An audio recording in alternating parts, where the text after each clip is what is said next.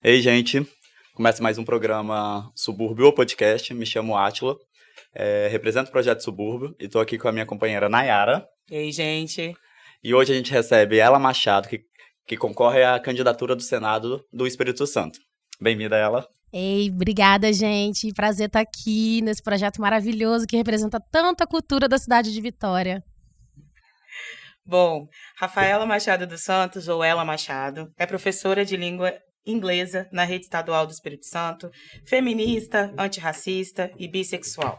Se formou em Letras em Inglês pela UFES em 2009 e no mestrado em Linguística em 2019.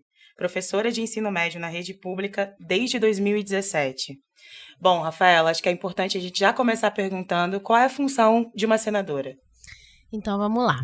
O Senado é uma das casas que compõem, né, os parlamentos de Brasília. Ele é formado por duas casas, que é a Câmara de Deputados Federais e o Senado Federal. E ele tem funções de legislar, assim como a Câmara dos Deputados, né? Então, ele vai revisar as leis que já foram aprovadas naquela casa da Câmara. Então, ele vem para o Senado e os senadores têm também função de julgar. Então, um exemplo desse julgamento, né, que se torna função do Senado, é o impeachment, né, que se chama impedimento em português. Então, a gente tem aí, por exemplo, no Brasil, desde a redemocratização, 2 exemplos de impeachment que foram feitos a partir do Senado, que foi o de Fernando Collor e o de Dilma em 2016, que eu não chamo de impeachment, eu chamo de golpe, né? Isso vale lembrar também que segue o interesse, né? A gente tem o impeachment da Dilma porque tem o interesse das pessoas dentro do Senado. Exatamente. Então é importante ter mais mulheres, mais pessoas negras, mais pessoas indígenas, compondo, não só como é hoje, que é majoritariamente só homens, né? Isso aí. E brancos, né? É importante também frisar isso. Cis, héteros. E aí é isso. Então, o Senado, por exemplo, ele tem essa função de julgar alguém por crime de responsabilidade, que é o que a gente chama de impeachment. E a Dilma, né, levou esse golpe, supostamente por pedaladas fiscais, né, que, enfim, já foi até provado que não foi, ela não deveria ter sido impeachmentada, ela não deveria ter sido impedida de continuar seu mandato, né? Então foi um golpe à democracia. Importante deixarmos claro aqui que não foi um golpe a um partido ou a uma pessoa, foi um golpe à democracia, né? Então, a gente vem também, o Senado tem a função de autorizar transações financeiras externas, caso seja necessário, né? Os senadores, eles também compõem comissões internas que podem ser permanentes ou temporárias. Então, se for necessário criar uma comissão de justiça, né, a de justiça permanente, na verdade, e a gente tem também CPIs, né, comissão parlamentar de inquérito. Então, quando tem aí uma CPI, uma necessidade de julgar alguém, como houve, por exemplo, em relação às vacinas com o presidente Bolsonaro, isso aí. Na prática, o Senado influencia muito na vida da população, porque, para além de legislar, ela também vai vigiar, né, essas condutas que não deveriam acontecer dentro de um país democrático, como é o Brasil. Sim. Então, a divisão é feita também em comissões. E existem comissões permanentes e comissões que são criadas a partir da demanda? Exatamente. Quais são as comissões permanentes? Eu não vou saber lembrar todas as comissões permanentes, mas nós temos de justiça, de direitos humanos, e aí é muito comum comissões também de economia, agricultura. Então, são temas que às vezes precisam ser debatidos dentro de uma perspectiva mais institucionalizada mesmo ali, para que algo possa ser feito a partir dali, né?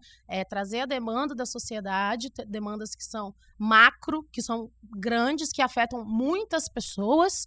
Então, a partir dessas comissões, vai se compreender qual é a necessidade maior. E aí vai ter revisão dos textos também, né? Todo esse processo aí, seja o de legislar, o de julgar, o de revisar, existem muitos textos que são colocados à prova para que as pessoas autorizem ou não, então retirar uma parte do texto, mudar. Então é muito comum, por exemplo, que durante durante os projetos, quando os projetos de lei estão sendo criados, é muito comum que eles fiquem tramitando entre uma casa e outra, ou seja, Câmara dos Deputados e Senado, justamente porque às vezes eles pegam um trecho e modificam, né, para que haja ou uma lacuna na lei, alguma coisa que eles possam no futuro utilizar para, de alguma forma, prejudicar a população. E é importante a gente dizer que quando a gente fala de prejudicar a população, necessariamente a gente está ajudando a enriquecer os mais ricos. Então, a pandemia ela veio aqui para mostrar que há uma desigualdade muito grande entre os mais ricos e os mais pobres, né? A pandemia trouxe a possibilidade da gente ter aí no mundo um primeiro trilionário, né? Então, assim, uma pessoa bilionária, enquanto outros passam fome, é uma coisa imoral, é uma coisa que deveria ser ilegal, inclusive, né? Isso aconteceu durante a pandemia, ficou muito acentuado e muito visível a diferença entre quem tem dinheiro e enriqueceu muito mais. Por quê? Porque quando as pessoas sentem medo, quando as pessoas passam por uma crise, quando as pessoas sentem fome, elas tendem a abrir mão de alguns direitos, né? Para sobreviver. Então, quando você fala assim, nós vamos liberar, o governo fala, nós vamos liberar aí, o governo Bolsonaro queria liberar R$200, né, de auxílio. E aí veio a esquerda, na verdade, principalmente o PSOL, e para colocar aí de R$600 o auxílio. O PSOL, o PT, são os principais hoje, né, partidos que, para mim, lutam pelo que eu acredito. E aí eles vêm colocar aí esse auxílio de R$600, porém, para a gente dar esse auxílio, a gente vai colocar aqui uma PL de teto dos gastos. Durante 20 anos não podemos investir em saúde, educação, em segurança. Então, as pessoas aceitam porque elas precisam. Às vezes nem sabem também. E às vezes nem sabem. E também, muitas pessoas não aceitam. Elas são obrigadas a aceitar, né? Então, assim, é muito importante a gente ter a consciência de que eleição não salva ninguém. Mas eleição é um começo. A gente não pode achar que só porque a gente vai lá eleger um político X ou um político Y, os problemas estarão resolvidos. Não é assim. Até porque o que a gente mais precisa na sociedade hoje é de conscientização sobre como funciona a nossa democracia. É votar para vigiar e cobrar. Né? Eu ensino isso com frequência aos meus alunos. Não importa em quem você vai votar. Isso não me interessa. O que me interessa é saber como você exerce a sua cidadania, como você exerce o seu direito e o seu dever de cidadão de estar ali presente na política brasileira, minimamente vigiando como vota, como age, como se comporta, o que diz às pessoas em quem você votou. A missão desse projeto mesmo é que a gente consiga levar, né, bons candidatos e pessoas que representem a gente, porque como a gente diz aqui, o interesse, principalmente dentro do Senado, vai de acordo com quem está ali representando, né? Uhum. Então, se a gente tem a casa toda branca, hétero, cis, e homens, vocês vão ter interesse em cima dessas pessoas. Então, a gente traz aqui ela Machado, a gente quer que ela represente a gente no Senado, a gente torce que você, juventude, frequentadora da subúrbio, coloque a mão na consciência e ponha seu direito ali ao voto. Essa ideia de votar em branco, né? Ou esse desinteresse pela política desde jovem, não vai levar a gente a lugar nenhum. Inclusive, galera, olho no Senado, né? Porque a gente, às vezes, não faz ideia da quantidade de competências que um senador e uma senadora têm. Então, a construção, né, de leis, a revisão dessas leis, a implementação, e a gente viu que mudando um trechinho, a gente altera e possibilita uma série de coisas lá na frente, né? Isso aí, a gente tem que sempre entender, e aqui eu vou dar um exemplo, então, sobre um projeto de lei, né, que está relacionado não só à Câmara, não só ao Senado, como Câmara de Deputados, que a cota de gênero para as eleições, ela se chama cota de gênero, que prevê 30%, que tem que ter no mínimo 30% de um gênero dentro de uma eleição. Então, vamos supor que a gente tem aí 10 vagas para deputado federal, 3 pessoas, minimamente, tem que ser mulheres. Só que também tem que ter pelo menos 30% de homens.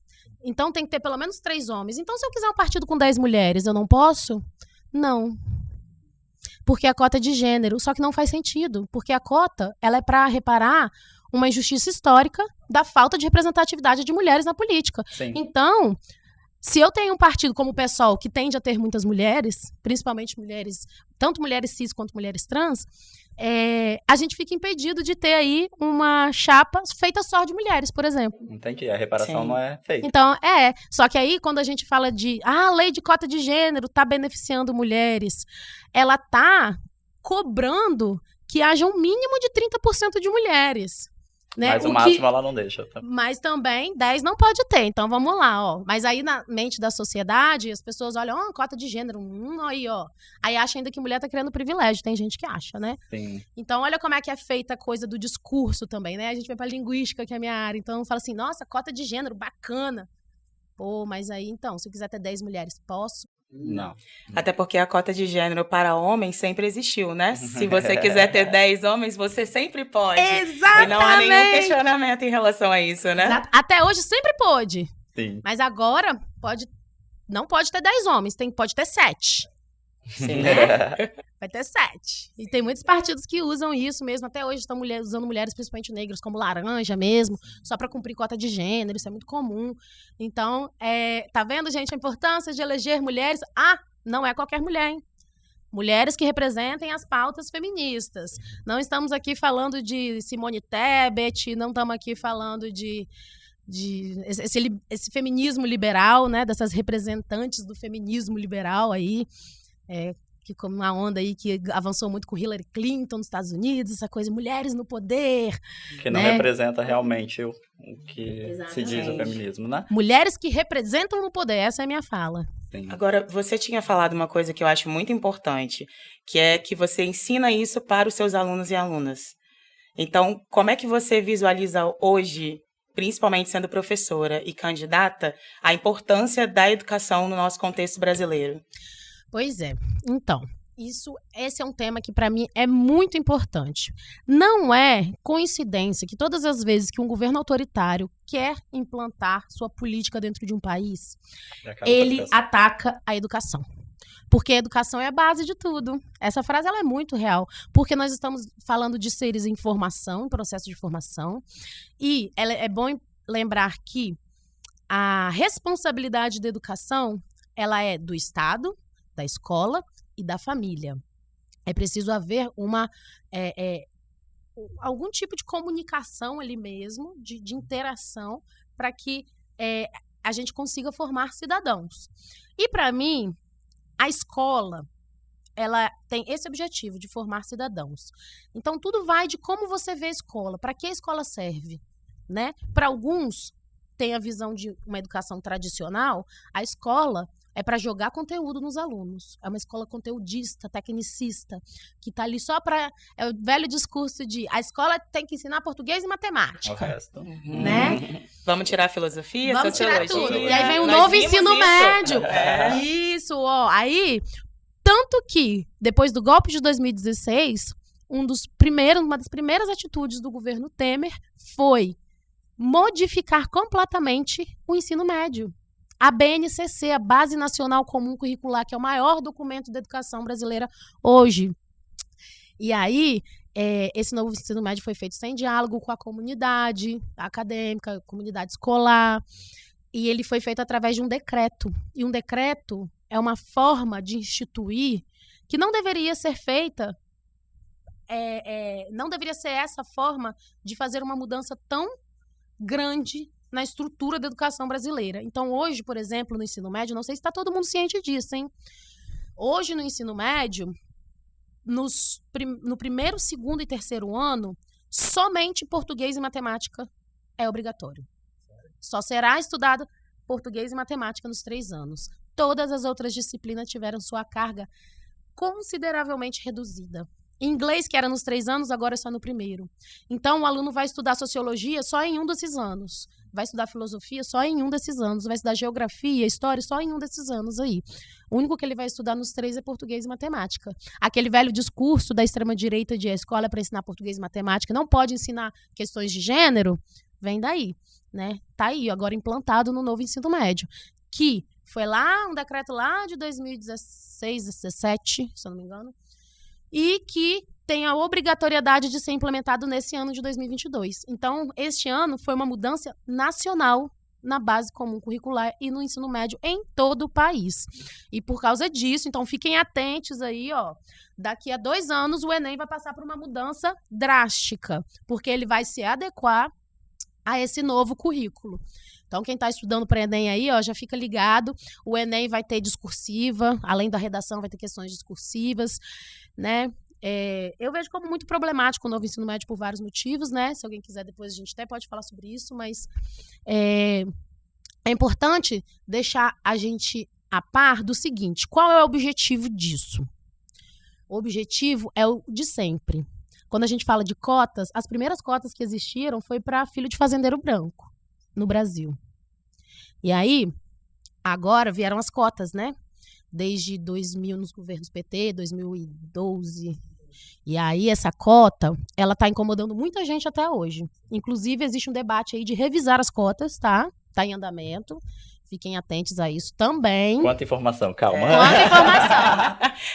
Aí vamos revisar as cotas. Só que como assim? Vai ser um pouco difícil retirar as cotas? Qual é o movimento que é tentado fazer o tempo todo? Aquele velho movimento clássico de o aluno que estuda em escola pública, se quiser se formar, se quiser ter a audácia de se formar, vai para uma faculdade particular e vai ter que pagar. Porque a pública é para filho de rico. A pública é para quem estudou a vida inteira em escola particular. Até as cotas era muito isso que acontecia, não era? Sim. Pois é.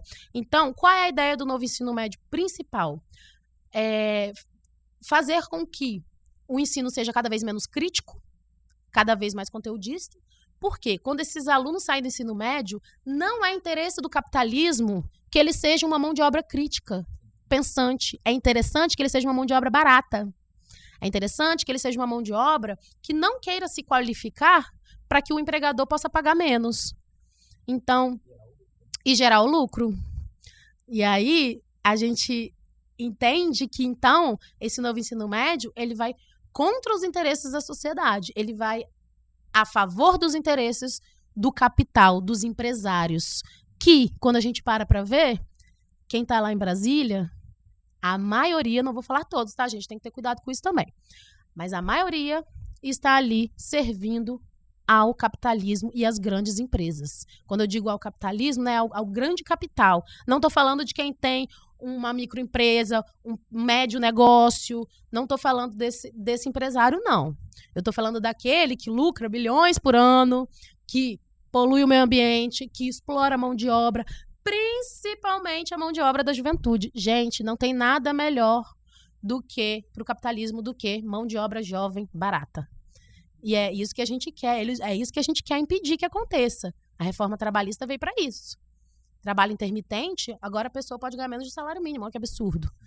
Né? Não, perdeu tudo que tinha conquistado, né? Foram perdidos. Hoje as pessoas trabalham de Uber ou de entrega de alimento, entrega alimento, mas não comem. Né? E cadê as leis que protegem esse trabalhador? Eles acabaram com todas, né? Exatamente. Sim. Com todas. A uberização do trabalho. Uberização. Temos esse termo agora, né? Temos. É essa precarização da mão de obra. Que quem te contrata não tem nenhum vínculo com você. Exatamente, não quer ter vínculo. E agora até, eu posso estar enganada, mas eu estava lendo alguma coisa de que foi decidido em relação aos motoristas de aplicativo, de que eles têm relação sim, empregatícia. Então, se acontecer alguma coisa, a empresa tem que responder sim, né? Mas eu não vi quais são os critérios. Mas é um processo de buscar de novo os direitos que foram perdidos. Porque o direito a gente sempre teve, né? Pelo menos por muito tempo se tinha esse direito. Exatamente. A ausência de vínculo também, ela não significa necessariamente uma autonomia. Pelo contrário, né? A ausência de vínculo vai cada vez mais nos informar a desresponsabilização com você, trabalhador, né? Sim. Exatamente, é o projeto. Então, assim, a empresa não precisa ser responsável por esse trabalhador, que é o sonho de qualquer empresa, né? Porque normalmente é o gasto maior de uma empresa, é a mão de obra, quando pelo menos ela é paga justamente, né? E aí a gente tem esse problema de uma grande quantidade de pessoas jovens, principalmente, e dentro dessa condição precária de trabalho. Porque ou você tá no desemprego, ou você aceita qualquer coisa. Hoje é isso. Exatamente. Né? E você é jovem, não tem história no mercado. E aí, você está procurando um emprego, ou você vai aceitar qualquer coisa, ou você vai ficar desempregado. E vendem isso como empreendedorismo. É. Tem que ter muito cuidado com isso, viu, gente? Principalmente mulheres. Isso é muito usado, principalmente entre mulheres. De falar, não, mas eu sou empreendedora, né? Não tem problema nenhum em empreender. Aqui, o que eu tô falando é como essa palavra é usada pelo capitalismo para dizer, a gourmetização a gourmetização da precarização isso, do trabalho. Isso. Sabe? Isso. Então é assim, vamos deixar bonito aqui. Vamos explorar, mas vamos explorar deixando a pessoa achar que ela... Eu sou MEI, mas trabalho 24 horas por dia, não tenho nenhum tipo de direito. Exatamente. Então Mas aí, quanto ao Senado, eu gostei do... Eu vi que é muito trabalho. A gente viu que o pouquinho que a gente conversou, que é muita coisa. É por esse motivo que são 8 anos? Isso. Então, o Senado funciona assim. O Senado, diferente da Câmara da Câmara de Federais, né? Câmara Federal, dos deputados federais, é uma eleição que dura 8 anos. Então, se você ganha, você fica 8 anos no mandato. É por isso que numa eleição a gente elege um, e 4 anos depois a gente elege 2. Que nesse ano a gente elege? Esse ano a gente elege só um. Esse ano tem uma vaga. E aí, nessa uma vaga, que a gente está tentando aí, alcançar, a gente vai ficar durante 8 anos. Mas nas próximas eleições serão 2 vagas. Porque é uma eleição majoritária. Deputado federal são eleições proporcionais. Então, existe todo um cálculo e tal, né? Para ver quem vai ganhar. Majoritária, não. Ganha quem levar a maior quantidade de votos. É simples, né? Se tiver 2, quem levar os 2 que levarem a maior quantidade de votos. Certo. E você está numa campanha coletiva, é isso? Isso. Estou numa candidatura coletiva com Gilberto Campos. Ele é do movimento negro, do movimento sindical, né? Tem toda uma história aí de militância também. E a gente vê nessa candidatura coletiva exatamente para dar mais força, né? Mas para impulsionar essa opção de esquerda para o Senado, né? Porque hoje no Senado, então, vou até falar um pouquinho, a gente tem Magno Malta à frente, querendo voltar. Que, de novo, representa aquela população que a gente espera não ser representada, né? Sim. Bom lembrar que Magno Malta foi um grande percussor aí dessa ideia nefasta de ideologia de gênero, escola sem partido. Que acaba com a educação. Que acaba com a educação. Com as pessoas tendo o interesse de dar sua opinião, né? Exatamente. Censura, né? Mais um que crê também na cura gay, né? Isso! Ele e o Marco Feliciano são, assim, bem bem representativos dessa pauta aí da cura gay, né? Da cura de reversão sexual, que até em 2017, se não me engano, teve um protesto contra um juiz que determinou uma liminar que dava brecha para que psicólogos pudessem tratar a tal reversão sexual chamada popularmente de cura gay. Né? Então, todas as vezes que houveram ataques ofensivos às existências de pessoas LGBTQIA+, no Brasil na última década, houveram protestos e manifestações. Sempre houve respostas. Né? A gente tem 2004, quando começa... primeira vez que se ouve falar aí da coisa da ideologia da escola sem partido, né? Primeira vez que foi falado, escola sem partido, foi um deputado chamado Najib. E em 2011 vem cunhado o termo aí, ideologia de gênero. Isso vem muito da Igreja Católica também, né? O que é importante, né, gente? A gente vê a Igreja Católica puxa aí o grito dos excluídos, mas também tem uma vertente que vem aí com essa ideia de ideologia de gênero. Então, é importante a gente dizer, né, que seja na Igreja Católica, na Protestante, qualquer igreja vai ter pessoas que vão ser contra e pessoas que vão ser a favor, né, de respeitar a LGBTQIA+. Até porque, para além das pessoas, a Igreja Católica é uma grande instituição histórica, né? Que tem um discurso, que tem uma prática. Então, também essas críticas e essas análises também são muito menos as pessoas diretamente falando e muito mais a essa prática e esse discurso que essas pessoas reproduzem, né? E acho que é importante que mesmo as pessoas cristãs, protestantes, católicas, também tenham em perspectiva que é possível e necessário, ainda nesses espaços, ter um outro discurso, né? Exatamente. E daí a importância da gente também não se afastar dessas pessoas. Por quê? Porque essas que estão dentro e lutando pelo respeito aos LGBTQIA+, elas também se sentem só, né? Elas também precisam de um apoio, elas também precisam entender que dentro da sociedade, já que elas estão ali lutando pela gente, que a gente também vai, de alguma forma, tá ali, né? Olhando por elas, escutando, se for possível, estando perto de alguma forma, porque eu cresci na igreja, né? E eu sei como é que é. Eu acho que todo mundo. E aí eu sei bem como é que é. Então tem pessoas com quem eu cresci, eu vou encontrar uma daqui a pouco, Marisete, maravilhosa, super me apoia. Ser LGBTQIA+, na igreja é traumático. Um pouco. Nossa. Muito. E assim, é importante, a gente fala pela população jovem LGBTQIA+, preta e periférica, mas é importante também que chegue na família, né, dessas pessoas. Porque se a gente sozinho, a gente não consegue. Então, se você, pai, mãe, família, continua votando em pessoas que estão ali contra a sua existência, a existência dos seus filhos, as existências de pessoas que são próximas a você, não entende o quanto aquilo afeta, né? Você votar em uma pessoa que é LGBTfóbico, LGBTQIA+, fóbico, e aí perto de casa ou próximo a você tem essa pessoa que você está defendendo uma família, mas você está atacando alguém próximo a você diretamente, né? Então, assim, não basta só a gente correr atrás, tentar conscientizar a galera de votar em pessoas que não se representam, mas a família também tem que ter esse olhar para também não votar em pessoas que vão atacar diretamente a nossa existência, né? Sim. Eu acho que é isso. E, Rafaela, você tocou num ponto que eu acho que é muito interessante também, aí mexe com a minha categoria trabalhista, né? Aham. Que é a autorização dos psicólogos para fazer a tal da reversão da cura gay. E aí acho que isso é importante também, porque a gente vai entendendo o porquê o psicólogo, né? Aham. O psicólogo, nesse caso, porque a compreensão do gênero como uma doença, né? Essa compreensão de que ser LGBTQIA+, é entendida enquanto doença, por isso é preciso e é possível ser curado. Exatamente. Então, é entendido como perversão, como desvio de caráter e como doença. E isso, na historicidade da história da sexualidade no Brasil, a gente vai compreender um pouco melhor isso, né? E aí acho que isso hoje é crime, né? Exato. Então, assim, se a gente for prestar atenção, os psicólogos entram em cena aí nessa legislação justamente porque a compreensão social é de que as pessoas LGBTQIA+, são doentes, têm desvio de caráter e são perversas.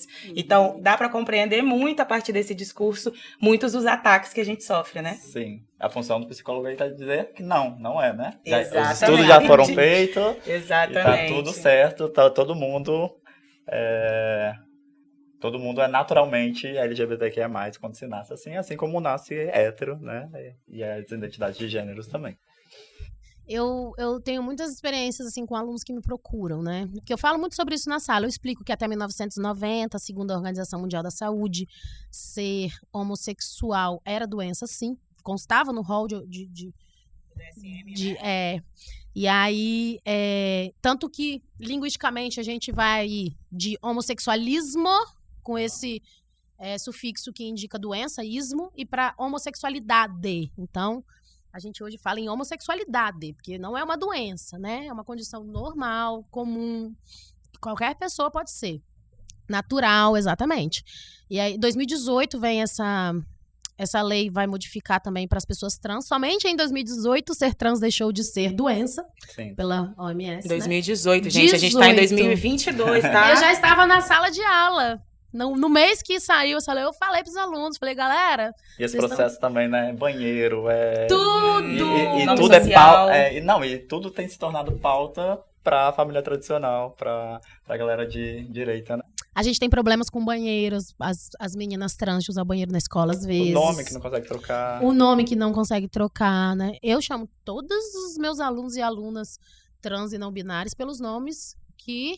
né, eles querem, porque a gente, né, eu esqueço, até porque, né, no sistema a gente não tem como colocar, a gente faz tudo online, agora não tem nem como anotar, né, quando no papel eu anoto, mas com o tempo eu vou lembrando. Mas o sistema já é ofensivo, né? O sistema é super ofensivo, e eu vou falar pra vocês como funciona o sistema, agora eu vou falar, ó, como funciona o sistema da CEDU, o sistema de... chamada, né? Mesmo quando eu tenho um aluno trans, por exemplo, que já trocou nome. E o nome social vem embaixo do nome. Meu Deus. Menor. Mesmo depois que troca. Com a autorização da família? Não, já tem identidade, tudo. Mas é isso, o sistema mesmo é ofensivo. Assim. Eu sei de casos de professores que, mesmo sabendo, continuam chamando o nome da pessoa de... O que é uma violência e um crime, né? Vale lembrar. Então, se você tem um nome social e já fez a legislação, tudo certinho, tem autorização dos pais, a escola já foi informada, o professor ou a professora que insistir em manter o nome morto é uma violência direta ao aluno, à aluna, e é uma violência também à legislação, né? Sim. Exatamente. Mas, mesmo que não troque, né? Você já foi informado. Né? Eu não troquei meu nome social ainda, o processo demora, nem por isso eu sou diferente do que eu... Não é? Né? Então, se eu já te informei, né? Exatamente. Por que eu preciso? É por LGBTQIA mais fobia mesmo. Exato. É pura e simplesmente, né? Não é porque esqueceu, não é... Porque, assim, não é possível que seja um esforço tão grande assim, gente. E o esforço precisa ser seu de trabalhar isso, né? E não da pessoa ter que te informar isso toda vez. Exatamente. Porque é mais uma perpetuação dessa violência. Eu tenho que ficar te explicando todas as vezes. A gente tá falando da população que tá em construção ainda também, né? Que poderia passar por esse processo mais tranquilo aí. E vai ter traumas, né? Que vai ser pro resto da vida, provavelmente. São tantas coisas que já passam uma pessoa trans, né? Por que eu, quanto professora, não posso facilitar um pouco? Inclusive, é um dos maiores motivos das pessoas trans largarem a escola, né? Então, se você vê trans e travesti se prostituindo, é porque no processo de educação ela não teve a chance de estar dentro desse espaço, né? E no mercado de trabalho, menos ainda. Menos ainda. Eu duvido aqui, se a gente conversar um pouco, quais são os lugares que você vê essas pessoas, principalmente no dia que vai estar te atendendo, né? Que vai estar do seu lado. As pessoas são invisibilizadas pela sociedade. E aí é isso. E aí, só tem a prostituição, só trabalhar. Não, você não está dando uma oportunidade de emprego, você não deu oportunidade de educação. E aí, essas pessoas vão para onde? É a única forma. Acho que tem muita coisa por baixo dos panos da evasão, você toca num ponto importante, mas também temos que retomar aí muita coisa também por baixo dos panos. Tem muitas coisas também por baixo dos panos do acesso e da permanência, né? Porque tem essa questão de você sair, mas tem também muita gente que nem chega a entrar. Exato. E aí você relembrou um momento importante histórico que a gente está vivendo, que é a questão da revisão das cotas, né? E eu sou do primeiro ano de implementação das cotas no Brasil. Eu entrei no processo seletivo de 2012 e entrei em 2013. Então a gente viu a importância dessa legislação, né? Mas até hoje nós ainda, pessoas pretas periféricas, ainda temos muita dificuldade de compreender a importância das cotas, né? A gente cresceu ouvindo que não era para ser cotista, não era para tentar por cotas, porque era como se fosse uma facilidade e que você ia ser julgada pelas pessoas. Vai abaixar o nível da universidade. Isso, eu escutei muitos professores dizendo isso no meu curso durante a graduação. Mas pensando em tudo isso que você está trazendo, uma coisa me chamou muita atenção, que você insistentemente fala. Eu falo isso para os meus alunos, mas quando isso aconteceu, eu conversei sobre isso com os meus alunos. Tem riscos muito grandes de estar em sala de aula hoje na educação e conseguir ter essa análise política, crítica e que isso é um compromisso ético também, né? E a gente soube que você foi perseguida por um vereador. Então, acho que é importante contextualizar o risco que isso tem, né? Conseguir sustentar um posicionamento ético, político, né? Que tenha interesse, que defenda interesses importantes para a sobrevivência dessas pessoas. Então, qual é o custo que isso tem para você, né? Isso, é um custo muito alto, né? Então, assim, é importante dizer, por exemplo, quando eu fui perseguida por esse vereador bolsonarista aí da cidade de Vitória, que não vale a pena falar o nome, nunca, pra mim, isso daí não foi a primeira vez que aconteceu, né? Que eu fui perseguida de alguma forma, ou então fui questionada, seja pela escola, pelos pais, pela comunidade. Isso daí já vinha acontecendo com uma certa frequência. Só pra gente... Você foi perseguida por uma atividade, é isso? Isso. Aí eu fui perseguida porque eu dei uma atividade com o tema LGBTQIA+, que tinha um textinho no mês do orgulho. Ok. Junho do ano passado. Que tinha um textinho tirado do site norte-americano, do governo estadunidense. Que falava sobre a revolta de Stonewall, né? O início, 1969... né, a batida policial que deu origem a uma série de revoltas que durou 6 dias, enfim, a parte histórica mesmo, com algumas perguntas. Tinha algumas datas históricas, 11 de outubro, que é o dia de sair do armário, dia 28, que é o Dia Internacional do Orgulho. E a atividade tinha também algumas palavras com definições de dicionário para os alunos relacionarem as colunas. Era basicamente isso a atividade, mas o tema incomodou, né? Então, uma mãe acionou um vereador que foi lá na escola, adentrou a escola, ficou insistentemente querendo falar comigo, né? Mais de 10 vezes, ficou, sei lá, deve ter sido umas 10 vezes que ele ficou insistindo. Entrei para a sala dos professores, ele ficou me esperando na porta, veio atrás de mim, ultrapassou o portão, que ele não podia, e veio atrás de mim na escola. Quando eu finalmente dei as costas, ele me ameaçou, falou que ele ia tomar providências e tal. E logo depois vazou um áudio que ele tinha mandado para a mãe dessa aluna, e a mãe mandou para um grupo de alunos, e os alunos criaram um Twitter só, as alunas principalmente, né? Importante frisar isso. Criaram um Twitter só para jogar esse áudio aí e viralizou. Assim, foi do dia pra noite. E viralizou porque ficou todo mundo assim, pasmo, que um vereador tava ameaçando ir na escola, me filmar, me acuar, falando, vou deixar ela acuada mesmo. E no dia que ele marcou de agressivo, no dia que ele falou no áudio que ia na escola, sabe, bem infantilizado mesmo. Vou esperar na saída. Inclusive, é o mesmo vereador que perseguiu a Subúrbio e o Bar da Zilda, né? Exatamente. Vale lembrar. Vamos aí, hein? Esse daí não pode ganhar não, gente. Pelo amor de Deus. E aí, as alunas marcaram uma manifestação, foi de um dia para o outro, assim, né?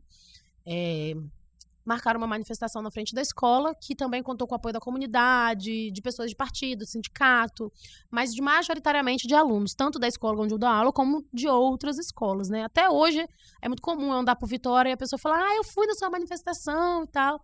O que representa, é isso que eu falei, todas as vezes que a gente tem essas ofensivas contra a comunidade LGBTQIA+, eu não me lembro de nenhuma vez em que a comunidade não retrucou, não respondeu. Eu não consigo lembrar de nenhum evento, seja ele mais localizado, como foi o meu, seja ele mais nacional, né, como uma lei, um projeto de lei ou algo do tipo.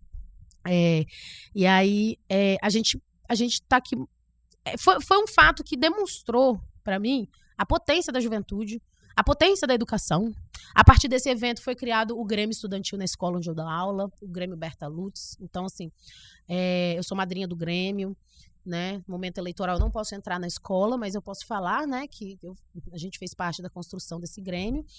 E então, assim, esse caso, eu queria até fazer um apanhadinho aqui histórico de que as coisas só chegaram nesse nível de um vereador achar que tem o direito de entrar na escola para fazer isso, de achar que tem o direito de ir no subúrbio lá para fechar, de ir na Zilda lá para falar seja o que for, porque isso já vinha desde antes de uma construção, isso é coisa de uma década atrás.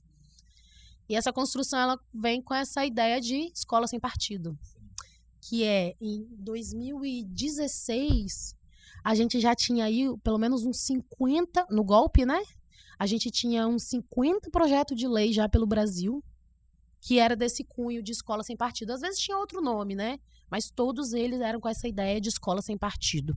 2018, quando o Bolsonaro foi eleito, haviam 150 projetos relacionados à escola sem partido.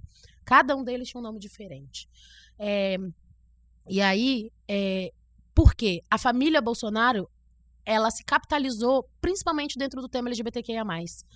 Então, o que antes ficava assim, vamos acabar com esses comunistas, né? Um dito marxismo cultural. A escola está doutrinando para o comunismo. Esse comunismo que falam que existe, que nunca existiu no Brasil, né? A gente vive... É capitalista aqui, né? Não é comunista. Quem dera. Aí... E aí, não existe essa ameaça, mas aí essa ameaça do comunismo, ela foi sendo um pouco transformada, colocada num outro lugar. E agora o inimigo grande é quem? O homossexualismo, como doença mesmo, né? Essa palavra, homossexualismo, é o nosso grande vilão agora. Essa comunidade colorida aí, juventude, ó. Tá acabando com a família. Qual é a pauta principal da extrema-direita? a família. E que não, né? Que não agloba, né? O LGBTQIA+. Não. Não, porque isso é desviante. A família tradicional brasileira é nuclear, cis, hétera, branca, elitista, e ela tem um formato. Mãe então, solteira. Tudo que desvia disso já tá errado, Tanto que quando foi durante a revisão do texto que colocava qual é o conceito de família, eu lembro que eu saí do grupo da minha família, porque eles estavam defendendo que família era pai, mãe e filho só. Que gay não podia ter filho, não podia adotar, né? E eu quero ter filho um dia ou adotar, não sei, gerar, adotar.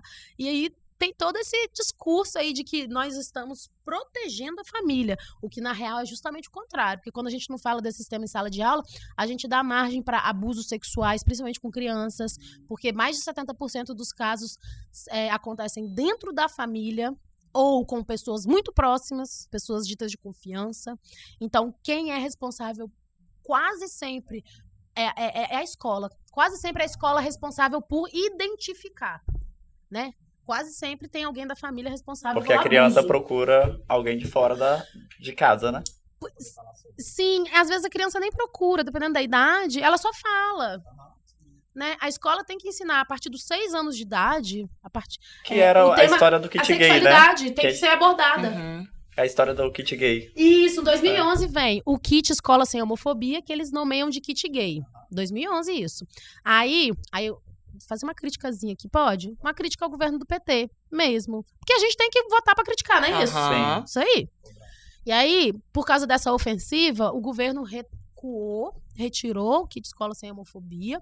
Isso em 2011. E em 2014, as ofensivas continuaram, porque estava durante o debate do Programa Nacional de Educação, que é o PNE, que é um documento importante também pra gente.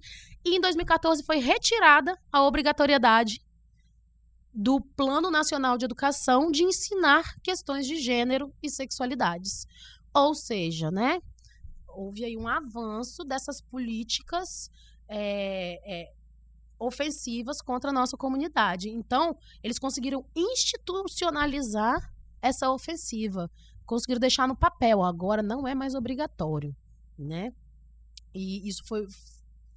E essa kit gay é uma cartilha, né? É uma cartilha. Que vai explicar de determinada idade coisas que você precisa aprender. Ninguém tá falando de sexo, ninguém tá falando de nada disso. É só não sei se é uma cartilha, se é um livro...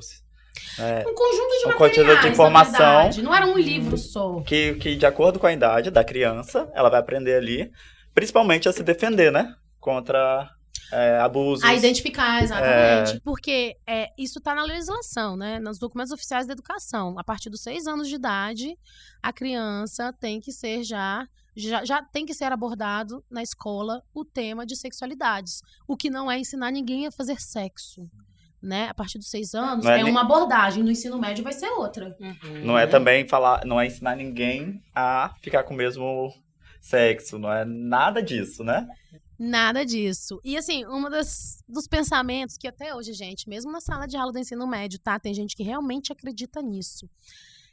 Eu ainda tô num lugar que eu preciso, às vezes, explicar que ser gay não é opção. Assim como hétero não é.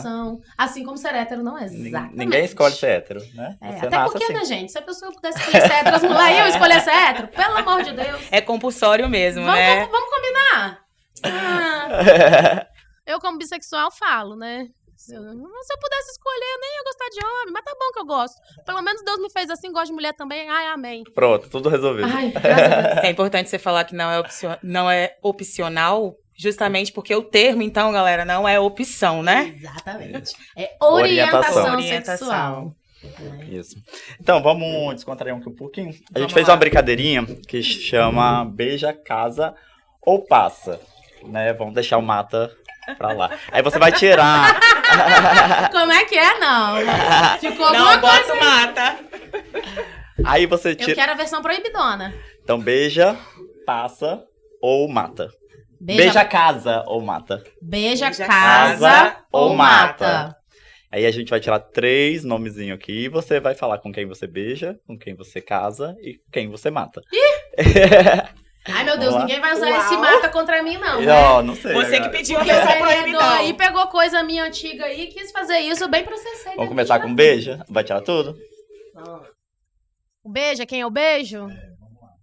Não, você tem que escolher, você que escolhe. Peraí. Aí depois eu... Isso. Karl Marx. Aí, você escolhe, Eu vamos lá. posso beijar, casar ou matar. Gente, casar não quer não, é homem. Tá, vamos lá, tem mais 2, vamos lá. Pode não casar? Vamos ver suas opções, né? Vamos ver as opções. Já vai pensando. Anitta! Casava, né? Próximo. Ciro Gomes. Agora aí, com você. Esquentou. Gente, que bafônico essa brincadeira. Gostei. Vamos lá. E aí, Rafaela? Deixa eu ver. Eu beijo Marx, caso com a Anitta. E mato Ciro. Tá bom. Foi Achei tranquilo? ótimo. Ajudaria, né? Ajudaria. Gente, tudo bem votar no Ciro, tá? Democracia é isso, mas é aquele negócio, né? E aí, quanto a isso, a gente pode falar, né, um pouco sobre por que hoje não é importante no primeiro turno a gente votar no Ciro, né? Não é que é um... Então, eu tenho muitas críticas ao governo PT, o Lula, né? Quando eu digo governo PT, algumas pessoas do PT, porque partido é uma coisa, Lula é outra, né? Apesar de, historicamente, os dois terem se fundido muito mesmo, que eu nem acho tão democrático assim, né? Mas, enfim, porque isso acaba, né? Tem tanta gente tão maravilhosa do PT que eu voto há anos. Mas, infelizmente, né, devido a várias questões, essa polarização aconteceu. Então, é importante a gente entender que hoje votar em Lula significa derrotar o Bolsonaro, que é um primeiro passo para a gente derrotar o bolsonarismo. Não quer dizer que a gente vai ter derrotado esse conjunto de ideias violentas que são representadas por esse sujeito chamado Bolsonaro. Porque não é só na presidência, né? A gente tem que tirar de todos todas as áreas, né? Todas as áreas. A gente tem que começar a ser maioria em todas as áreas da política. Então, o presidente, ele representa uma área, e aí a gente tá aí para tirar ele com o Lula. Isso. Mas se a gente não pensar nas outras funções, a gente não consegue também. Porque eleger um presidente que não consegue governar, que não tem uma bancada forte para governar, né? Que eu já me chamo de governabilidade mesmo, assim, é problemático, é difícil, né? Mas a gente, então, precisa derrotar o bolsonarismo, que é também o seu vizinho lá, ó, que fica achando que tem o direito de fazer alguma coisa, porque Bolsonaro disse, sabe? Isso é derrotar o bolsonarismo. Então, o primeiro passo para isso é derrotar Bolsonaro. E a gente entende esse ano, agora eu posso falar até enquanto militante do PSOL, né? O PSOL entendeu esse ano a importância de não sair com uma candidatura própria para apoiar Lula, com críticas, muitas críticas, né? A gente também preferia Lula sem Alckmin, né? Não tô falando que todas as pessoas do PSOL pensam assim. Eu, Rafaela, preferiria Lula sem Alckmin, né? Mas derrotar um governo neofascista, né? Que tem aí características do fascismo antigo, mas ele é diferente, então a gente chama de neofascista, a gente vai precisar se unir em prol dessa derrota, né? Então, assim, o que eu falo para as pessoas assim, eu prefiro, ano que vem, bater em Lula do que bater em Bolsonaro. Né? Uns 4 anos, né? Isso aí. Sabe por quê? Porque quando o PT estava no governo lá atrás, eu já criticava. Talvez não o primeiro de Lula, que eu ainda não estava lá super politizada, tal, né? A idade. Mas, assim, 2013 era governo PT, gente. A gente não estava na rua. A gente vai continuar criticando, a gente vai continuar cobrando. Então, assim, a diferença é de quem que a gente quer cobrar no próximo ano. Eu prefiro cobrar de Lula do que de Bolsonaro, porque eu sei o que o bolsonarismo tem feito, né? Na sociedade ultimamente. Ataques, né? Um vereador achar que pode ir na escola, uma pessoa achar que pode tirar seu adesivo no meio da rua. Que aconteceu comigo, fiz um BO 2 semanas atrás, fui comer um churrasquinho, né, no meu bairro, em Jardim Camburi, e um cara, eu tava com o adesivo da Camila Valadão, escrito #Fora Bolsonaro, e 2 vezes ele tentou tirar o adesivo, na segunda vez ele conseguiu. Alguém acha que tem o direito de encostar em você. Acho que tem o direito, né? Eu tava conversando com uma outra pessoa, ele pegou e meteu a mão no meu adesivo, e eu imediatamente tirei da mão dele e falei, você não tem o direito de tocar em ninguém sem a permissão, não importa em quem você vote. E eu virei e continuei conversando com a mulher. ele levantou e ficou por 15 minutos me xingando, falando que ia me dar tiros na minha cara, me chamou de muita coisa feia. Tá falando, e me ameaçou de morte o tempo todo com arma. O tempo todo. E ele tentou ir no carro, buscar alguma coisa. Eu não sei se ele tinha uma arma no carro. E aí eu vi uma mulher que parecia ser mulher dele, saindo do carro, impedindo ele de chegar até o carro. Então, assim, eu não sei dizer se ele tinha uma arma ou não até agora. Não sei quem é, não conheço. Fiz um boletim de ocorrência sem citar o nome, né? Só para registrar. Importante, todas as vezes que houver algum tipo de ataque, mesmo que você não consiga registrar o nome de quem te atacou, faça um boletim de ocorrência para que a gente tenha dados dessas eleições de como tem aumentado mesmo o número de ataques, né? Então, assim, hoje, por exemplo, eu não posso sair adesivada sozinha, nem para ir na esquina comprar um pão, né? A gente não tem esse direito. Então, assim, enquanto muitos bolsonaristas estão aí com a bandeira do Brasil, que eles se apropriaram livremente, a gente tem medo. Eu tenho medo de sair com uma camisa do PSOL, que seja, nem de Lula, eu digo, do PSOL, ou qualquer coisa até político. Meu corpo é político. Se eu sair com um negócio desse escrito na minha blusa, um bolsonarista já sabe, né, que eu sou de esquerda, provavelmente, A gente já tá com 2 problemas, né? Um, que ninguém consegue mais usar a camisa do Brasil, sem parecer eleitor do Bolsonaro. E a outra é o medo de ter orgulho da sua democracia, né? De você ir falar e se expressar de uma forma sem medo. Né? Então, exatamente. Então, exatamente na prática, é um exemplo do bolsonarismo, né? E se você não tem medo de sair com a camisa do Brasil sendo bolsonarista, mas tem medo de sair com adesivo, já mudou. A gente já sabe de onde vem o ataque e quem é atacado, né? Exatamente. Quem é entendido como inimigo. Ontem, um bolsonarista matou uma pessoa que apoia Lula. E não é o primeiro, né? Não é o primeiro. Teve aquele caso lá do cara que tava na festa, lá, mas ontem aconteceu mais outro. Aconteceu onde, sabe? Eu não sei a cidade, mas aconteceu ontem, recente. Então, assim, isso vai aumentar. É uma eleição atípica, né? É uma eleição extremamente atípica. Gente, é uma eleição atípica. E eleger Lula em primeiro turno significa também trazer mais segurança tanto para o processo eleitoral quanto para as pessoas que estão participando desse processo eleitoral. E mesmo que você não seja candidato, tá? Mesmo que não seja um candidato nessas eleições, se você for de esquerda e em algum momento você for identificado, existe uma grande chance de você sofrer algum ataque entre o primeiro turno e um segundo. Então, o primeiro turno é para ajudar a conter esse movimento que está acontecendo dos bolsonaristas de questionarem a lisura eleitoral, as eleições, como se não houvesse como se houvesse ali algum tipo de erro, algum tipo de propositalmente algum Sim. tipo de erro mesmo. Que já foi provado que as urnas são extremamente seguras. E usadas pelo mundo inteiro como exemplo. Nós somos exemplo no Brasil, né?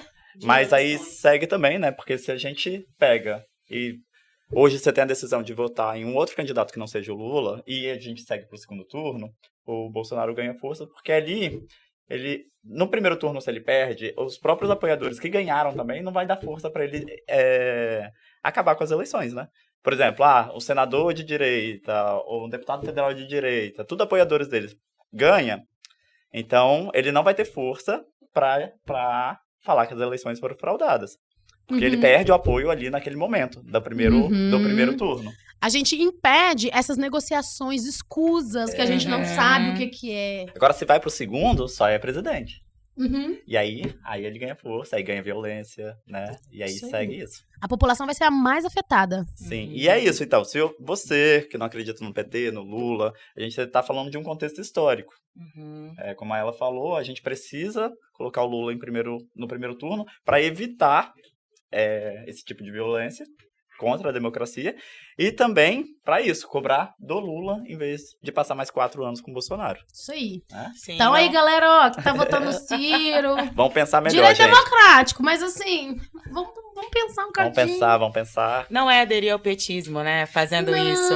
A gente tá necessariamente combatendo algo muito maior, né? E o voto no Ciro ou em qualquer outro candidato é um voto que apoia o Bolsonaro, mesmo que você não seja bolsonarista, né? Isso. Esse ano é isso. Esse ano é isso. Sabe? A gente tem que pensar se a gente realmente quer correr esse risco de novo. Eu não quero. Eu não quero porque eu vejo o que isso afeta os meus alunos diariamente, seja na pauta econômica, deles virem para a escola para comer, deles serem arrimo de família, porque só ele está trabalhando no estágio ali, porque o pai e a mãe desempregado, e os alunos que querem sair de casa porque ficou insuportável, principalmente durante a pandemia, né? O número de alunos com questões psicológicas dentro da escola aumentou drasticamente, é uma coisa assim pavorosa, de alunos que estão se cortando mesmo, que estão... Por quê? Porque a pandemia, né, confinou todo mundo ali, então essas identidades, essas existências que não são aceitas pelas famílias, essas pessoas passaram a ficar cada vez mais vulneráveis às violências, tanto dentro da família quanto na sociedade, né, porque a gente vai minando nossa mente, ela tem umas psicólogas aqui para falar, né? Mas isso tudo vai afetando a gente de uma forma tal que chega na escola, o aluno não produz, ele não aprende, ele não vai aprender, sabe? Se ele tiver com essas preocupações na cabeça, se ele não tiver comido bem, se ele tá se preocupando com o que a família vai comer no final de semana, no jantar. Então, falando de miséria. A gente tá falando de miséria, a gente tá falando de volta à miséria. E eu dou aula numa escola que isso nem é tão comum, mas mesmo assim existe. Então, a gente está falando de famílias que às vezes dependem da cesta básica lá que é trazida a partir da escola, né, do CRAS, do CAD único. Também até onde a gente vai querer aceitar esse tipo de tratamento, né? A gente não está falando só de, assim, salvo uma cesta básica para essa família, mas a gente está falando de direito de verdade, né? Exatamente. Está querendo lutar por dignidade. A gente quer voltar à era do Brasil sem fome, pleno emprego, viver com dignidade. Porque dignidade é um pressuposto básico da condição humana, gente. Não existe essa coisa de você achar normal uma pessoa que está em situação de rua. Isso não é normal e não deveria ser normal numa sociedade, principalmente num país como o Brasil, tão rico e com uma distribuição de renda tão desigual. Então, se existe para cada pessoa em situação de rua, você pode ter certeza, né, para cada funcionário super explorado dentro de uma fábrica, você pode ter certeza que muitos bilionários e milionários estão sendo formados do outro lado, né? Como eu já disse, é indecente que isso seja possível. Se o sistema capitalista, se o que ele traz pra gente é isso, são essas possibilidades, então ele não serve pra gente, né? E a gente vai aos poucos começar a tentar trazer essa consciência de que o capitalismo ele faz isso, ele aprofunda as desigualdades e ele gera miséria, porque ele gera desemprego, ele gera situação de vulnerabilidade física, mental, social, seja em que esfera for. E essa vulnerabilidade, para ela se tornar algo para esse cidadão, essa vulnerabilidade, às vezes, ela acaba sendo traduzida em uma situação de desespero. E aí, no desespero, a gente tem o quê? Medo. Aí vem o medo que o Estado quer colocar. E aí, no desespero, a gente aceita qualquer coisa. Então, a gente precisa precarizar a condição de vida humana para que essas políticas neoliberais, capitalistas, reformistas possam ser implementadas. Foi nesse medo também que o Bolsonaro ganha, né? Que é... Porque aí, se você aceita qualquer um, você vai aceitar aquele que é um herói, né? Que diz que vai fazer, que vai fazer e acontecer, né? Então, a gente tá chegando no final. Foi tudo, essa conversa. Né? Queria beijar, casar e mais sacanagem. Vamos fazer mais uma? Vamos fazer aqui, vamos fazer. Tá brincando, Vamos lá. Gostei disso, gente. Arrasaram. Só pra encerrar. Pra fechar. Olha lá, mais beijar, 3. casar e matar. Pode pegar as 3 de vez? Pode ficar à vontade. Deixa eu ver. 1, 2, 3. Vamos lá. Gente, vocês são terríveis. Renato Casagrande. Nossa. Vai pensando, só tem bastante. Tô pensando. Carlos Marighella. Glória Groove. Bora lá. Adoro. Ai, gente, ó. Assim, dentre as 3 possibilidades, eu casaria com a Glória Groove, né? Tudo. Vamos combinar, porque, né? Showzão no Rock in Rio, né? Porra. Eu beijaria Marighella. Nossa, quem não, né? Ai, nossa. Eu mataria Casagrande, né? As opções, né? Se tivesse um mais ruimzinho que Casagrande aqui, eu mataria o outro, de repente beijaria Casagrande. Que bom que não teve. Muitas críticas a algumas políticas de Casa Grande. Esse negócio de ser antibolsonarista, né, não é suficiente, gente. Antibolsonarista é uma coisa básica, né? Essas ideias bolsonarentas aí, essa ideia de antivacina. Então, é isso. Muitas críticas a Casa Grande. Então, não tô nem achando muito ruim eu estar matando ele aqui, não, tá bom? Ok. Muitas críticas, muitas coisas para debater e também muitas coisas para debater. Muitas informações nós tivemos hoje, né? Muitas. Foi muito bom estar aqui. Mas eu gostaria que você falasse, só para encerrar, se você tem uma mensagem para a juventude nessa época de eleição, nesse contexto histórico de eleição que a gente está vivendo. Com certeza. Então, vamos lá. Juventude é o seguinte. Esse é um ano atípico de eleições. É preciso que vocês estejam mais engajados do que nunca, né? Apoiem pessoas que representem as pautas que vocês acreditam. Pesquisem seus candidatos. Vigiem seus candidatos após eles ganharem. E se eles não ganharem, vigiem quem ganhar. E votem em quem representa. Votem em pessoas LGBTs que vão representar as pautas, em mulheres que vão representar as demandas das mulheres, principalmente das negras e periféricas. Votem em pessoas com deficiência que vão lutar para que a gente tenha uma sociedade mais inclusiva, principalmente na sala de aula. Votem em professores que estão lutando por uma educação crítica, de qualidade e transformadora. Votem em pessoas pretas que sejam antirracistas e que estejam à frente dessa luta todos os dias, seja sofrendo racismo ou tentando implementar políticas públicas ou tentando fazer com que as que já existam permaneçam, como as políticas de cotas. Então, votem em pessoas que vocês se sintam representados, pessoas que vocês possam olhar e se enxergar nelas, porque assim a gente começa a construir uma outra ideia de política, uma outra ideia de democracia. A gente precisa aproximar a juventude da política. Política pode ser uma coisa chata. Política, às vezes, é uma coisa chata. Mas política também é uma forma que a gente tem de mudar o entorno onde a gente vive. E o entorno onde a gente vive é tudo que a gente tem. Então, a gente vai se mudando, a gente vai mudando o nosso entorno, a gente vai criando laços, criando afetos, criando relações que vão trazer essa possibilidade da gente estar cada vez mais consciente do lugar que a gente ocupa no mundo, na sociedade e do lugar que a gente quer ocupar. Votem em pessoas que representam. Votem em pessoas que vocês podem olhar e se sentirem representados. Votem em vocês. Ah, que tudo! Então, Ela Machado concorre ao Senado do Espírito Santo. 500, né? 500, gente! 500! Sem falar muito, né? Ó, candidatura coletiva do pessoal ao Senado, Gilberto Campos e Ela Machado. Até rima, viu?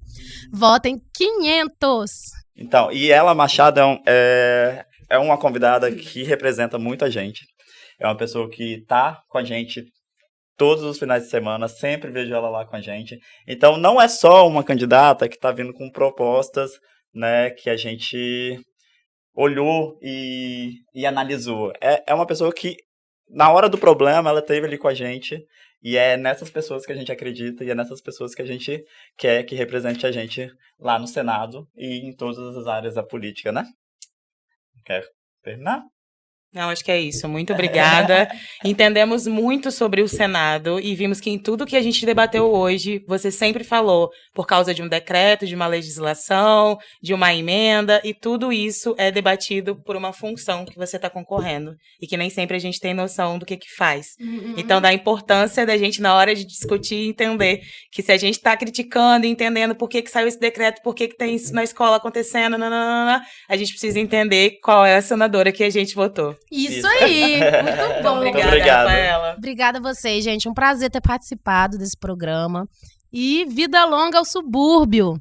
Vida longa. Curtiram a conversa? Se curtiu, se inscreva no canal, curta o vídeo, compartilhe com seus amigos para a gente conseguir mudar o cenário político de Vitória e do Brasil inteiro. É importante essa mensagem chegar para muita gente, viu, galera? Faz circular.